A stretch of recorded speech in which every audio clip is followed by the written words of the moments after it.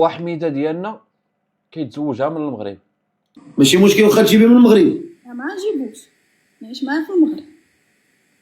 هكا البارو. شتي الدريه عندها 20 عام ولكن مطوره مقرصه مسمار ديال 10. مسمار ديال 10 صحاب. والله.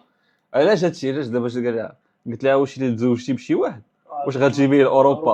قلت لي لا، انا نجي نبات معاه في انا نجي نعيش معاه، انا نعيش هذه اللي نبات معاه نعيش معاه في المغرب. كدوز عليهم ولا قلت لكم 2000 و2005 راه الله يستر وصافي. راه قلت لكم راه يخرجوا لنا شي حاجه اكثر من كورونا.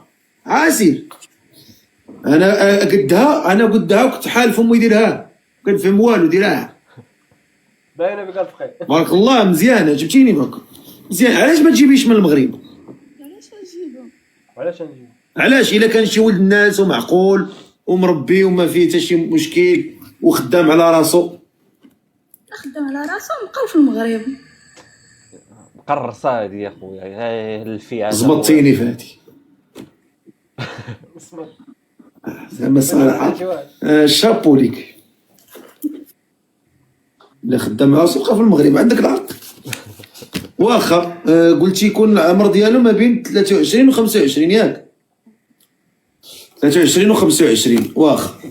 شكون اللي مهتم بجوليا عندها 20 عام ساكنه في طاليان في بيرغامو، بغات شي ولد الناس ما بين 23 و 25 يكون مهتم؟ الياس ماشي مشكل واخا تجيبيه من المغرب. بلاتي نقراو الكومونتير. هادي عندها 20 وشارفه باينه صاحبي. 20 عام اللي عندها صراحه كنت صغيره. لا دايزه الطيب هذه دايزه في الطيب.